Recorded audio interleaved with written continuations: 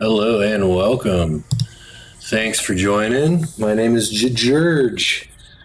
George. So yeah, thanks for stopping by. Coming at you with some more Diablo 3 action.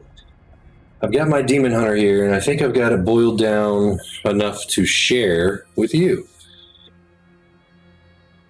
I started on UE, right? I started with the multi-shot build.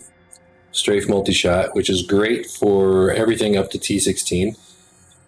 And then I transitioned over to the Impale build, and I am very happy with where this build is at. I've got it segmented out into a couple different builds, depending on what situation I'm getting myself into.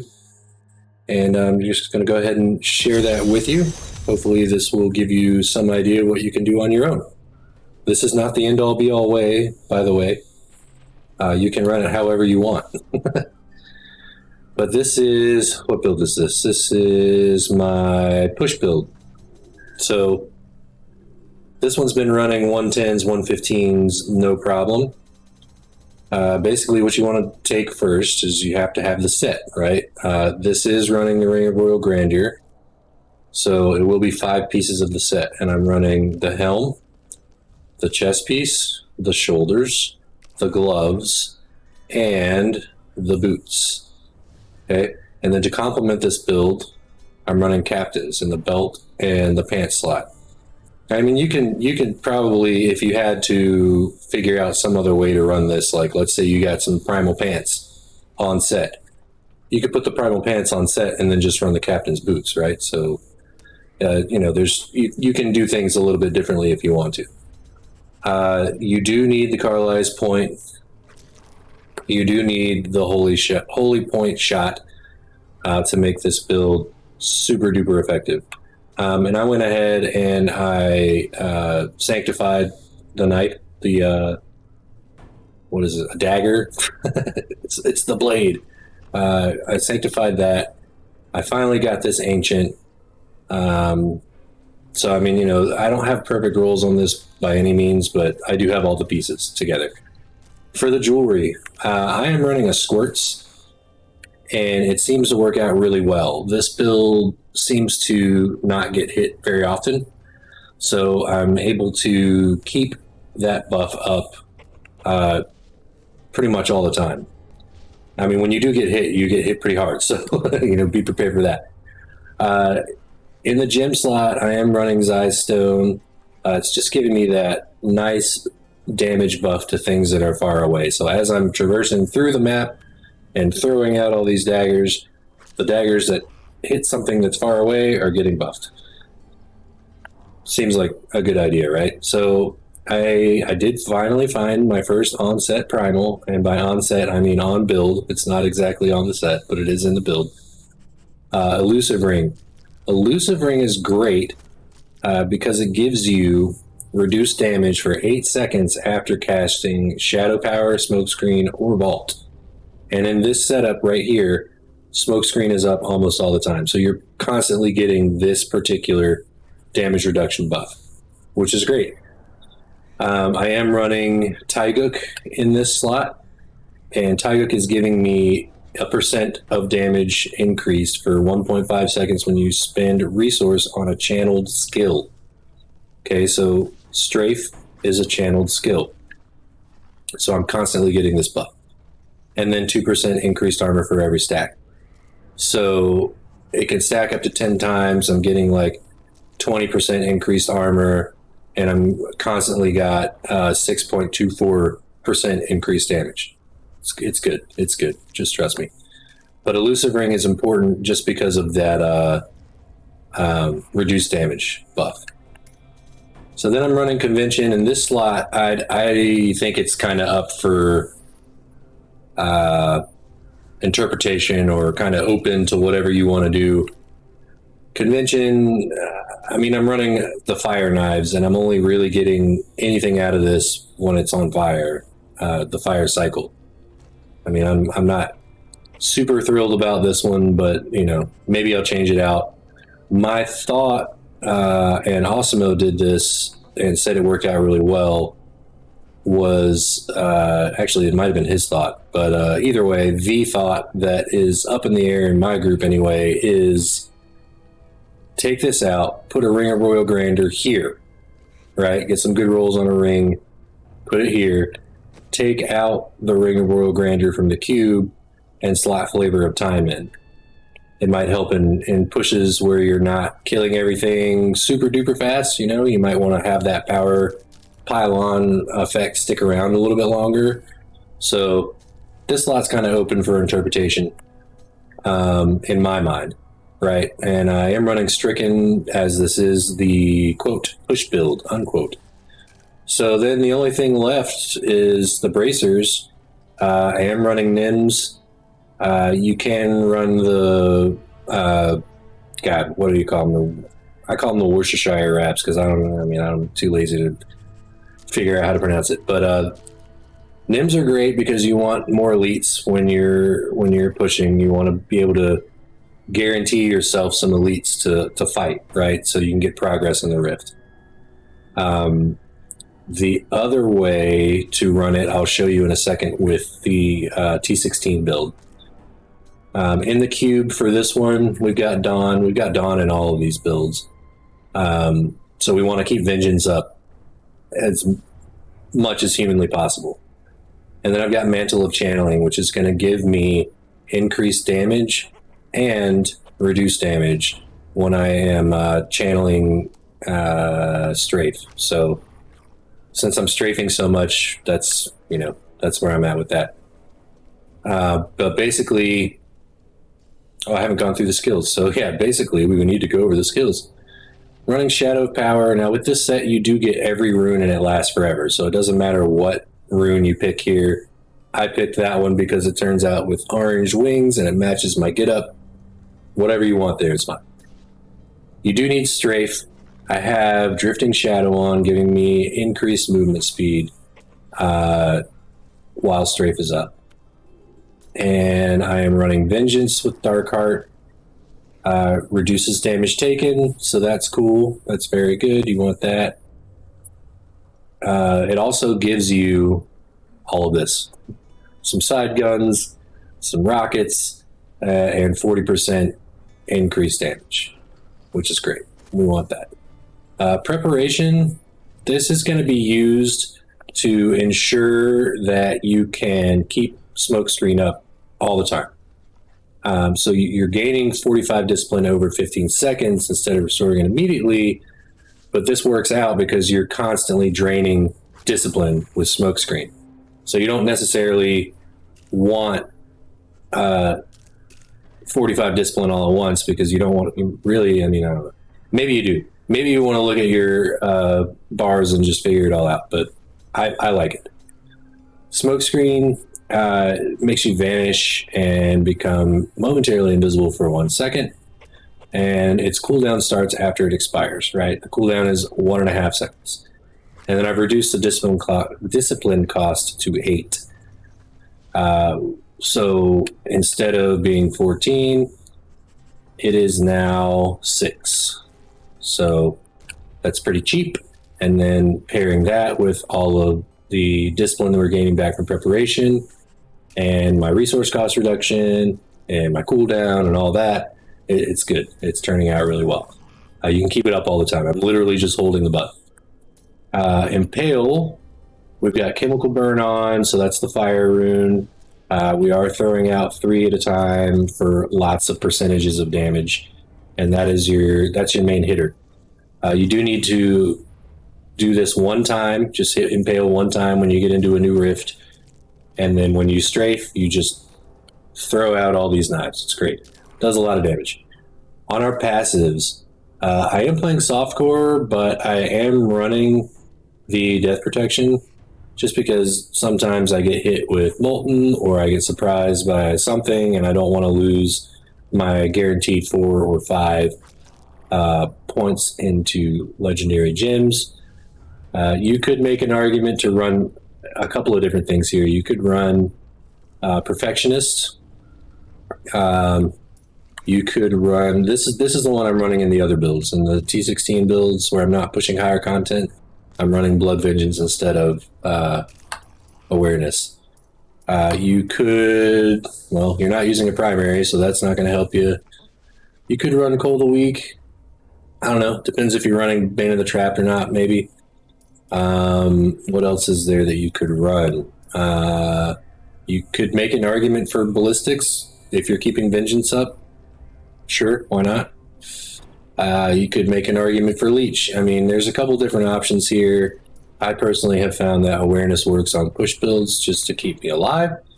And that also, I can kind of get kind of lazy with this build and just not pay attention. So if I proc, then it's like, oh, I need to pay attention to what I'm doing. So it's a nice reminder, right? We'll hop into, how many keys do I have? I have 8 keys. We'll hop into a 115 real quick and show you how this looks.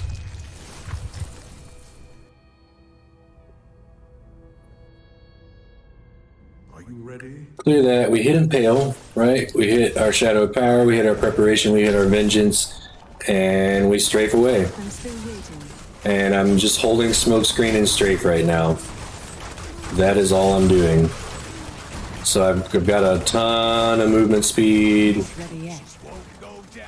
I can do figure eights if I want to. I'm not really taking a lot of damage, which is nice. I'm trying to stay far enough away from these that Zystone is getting me some good damage. Right, we grab the orbs and move along. I mean, you can clear all the trash if you want. I'm still waiting. We need to refresh Preparation and Vengeance there.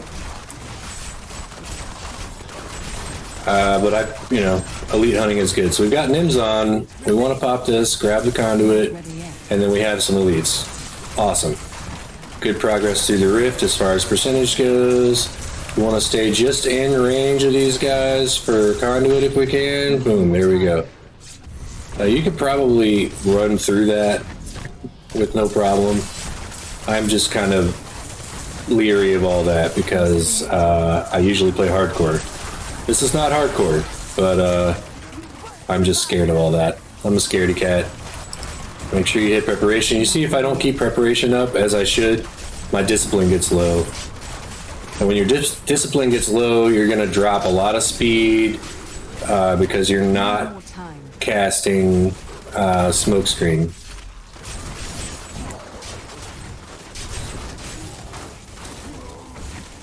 So I let off of Strafe when I'm not around enemies, so I'm not burning Hatred. That is much more important when you're in lower level rifts where the enemies are dying more quickly.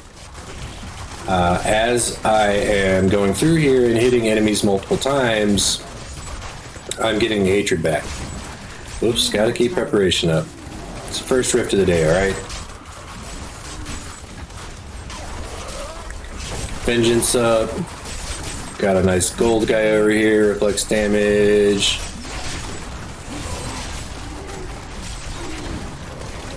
So I'm basically just trying to dodge all of the things that come in, stay out of the way of any molten or any area of effect stuff.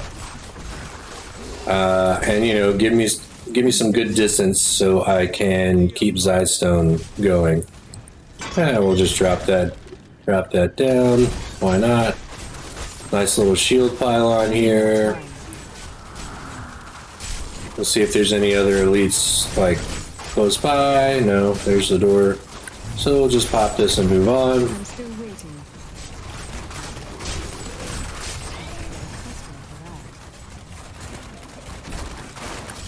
Preparation. Not ready yet.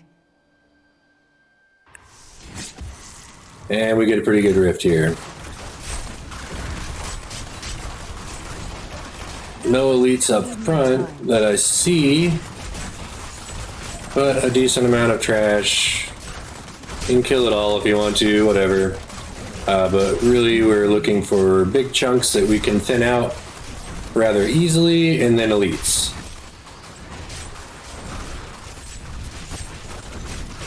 Now, usually I'd be locking on to single targets here and just throwing at single targets, but this seems to not be affected. If I lock onto anything, it just doesn't care. It's like, whatever. I'm gonna throw my knives wherever I want. which is fine.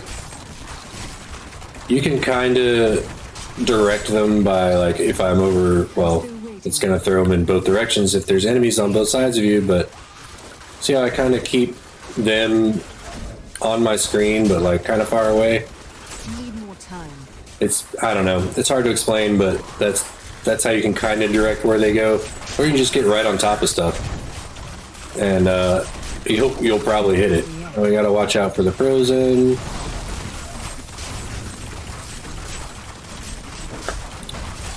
And just kind of do circles. I'm still waiting. And then I think there was some more stuff over here. Not an elite. Oh well. Kind of circle back up this way. No, I kind of cleared out all of that from elites. Cool. We'll just circle down this way. Cool. We've got the RG.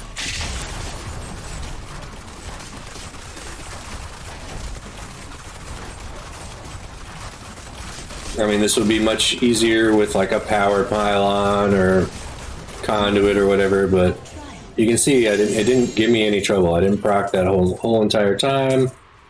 Everything was good. And then we just go upgrade Urishi. What am I working on? Let's see. Stricken sounds good. 100% rolls on that.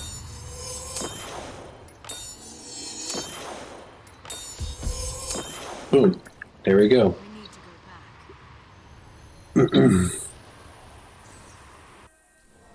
And then, oops.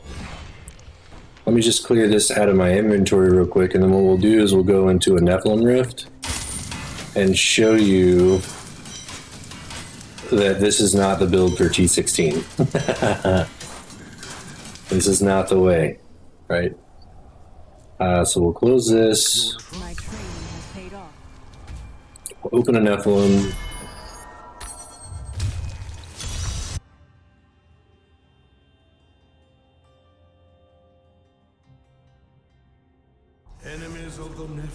Did I show you my passives? I'm sure you could see them earlier in the screen, but yeah, we're using Ambush, Tactical Advantage, and Hot Pursuit. Tactical Advantage is key, right? Whenever you use Vault, Power, Shadow Power, Smokescreen, or Backflip with Evasive Fire, you gain 60% movement speed for 2 seconds. So you're constantly having 60% more movement speed. Dealing more damage to things above 75 health, cool. Movement speed increase for 4 seconds when you hit an enemy. You're constantly hitting stuff. It's a no-brainer, right? Okay, so we're in a Nephalem Rift. We've got our Shadow Power up. Got everything up. We're smoke screening. Impale. Whoops. And you can see how quickly my hatred is going away, right? Yeah, everything's dying, but I am losing hatred rather quickly. As opposed to where in the Greater Rift I just ran, I could literally just hold that down and have no problem. Alright, so let me pick these up real quick, because who knows, it could be exactly the legendary I was looking for, probably not. But let's switch over to my Nephalem build, and we'll show you the difference. Here's my UE stuff. Alright, so for my T16 build, same gear, except in the convention, I'm not running Stricken, I'm running the Gogok of Swiftness. And so that's going to give you some attack speed and some dodge percent up to 15 times, stacked up to 15 times. Then it's also going to give you some cooldown reduction. So pretty good, right? That's really, I think, the only change I've made in this build. Yeah, that's the only change. Oh, no, it's not. The other important change is we're not running Awareness, we're running Blood Vengeance. So it increases your hatred, and you gain hatred and discipline when you are healed by a health globe. So just in case you run out, you've got ways to refresh it. So we'll activate all of our stuff, and we'll hop in here and see how this goes. I'm still killing stuff pretty fast, but you can see I just gained a lot of hatred there, back, from Health Globe. Not ready yet. And you do kind of need to throttle Impale Strafe while you're doing this, just because you seriously will run out of hatred. Time. And we just kind of fly through here and everything kind of just dies. And that's pretty much how Nephalem Rift goes with this build. Waiting. You do need to keep preparation up. Vengeance, you don't really need to keep up Vengeance, but I mean, I found that if you have a big group of things, it helps clear out the group quicker, so it's a little bit more efficient. You don't have to use as much hatred to try to kill everything on the screen. So keeping Vengeance up is good, it's not crucial. It's not the end of the world. You do need to keep preparation up though. We're already 60% of the way through the rift, and we need to figure out where we're going. I think it's this way. Not ready yet. One thing you'll learn about me is I am great at finding the wrong way to go. The dead ends. I will find them. And my least favorite map, Spaghetti Junction. Need more time.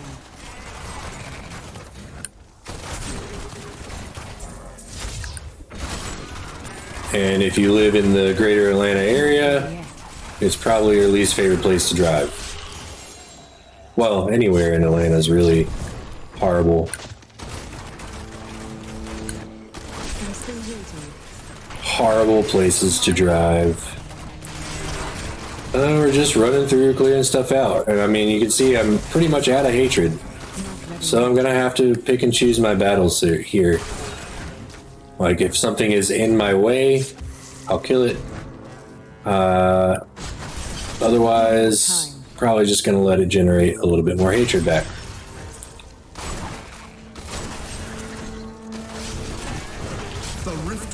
We got the Guardian. I'm still waiting.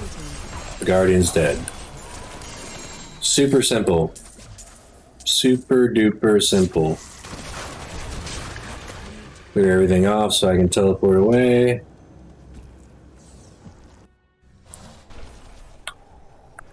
And we'll close this. I have two other variants that I'm using right now for this build. The Greed build, which is obviously for Vault instances. It's pretty much the T16 setup in the way that we're using Blood Vengeance. I mean, you're not going to run out of hatred. It's just going to clear everything so quickly. What other changes did I make? I throw an Emerald in the helm, and then I took out Mantle of Channeling and put Broken Crown in. That's pretty much the only change from the T16 build. But basically that's going to make us get a whole bunch of emeralds so that we can use them for augments and stuff. The other variant of the build I have going on is the Petrified Screams build. And this one I did put a Ring of Royal Grandeur on. It's not a great one. Doesn't have a super sick roll or anything, but that did allow us to go ahead and put a Flavor of Time in the cube. So those are the main changes. It is running awareness as well, so just in case, you know, we don't want to die and get overwhelmed or whatever. But yeah, that's the build. I hope you all enjoyed it, and thanks for stopping by.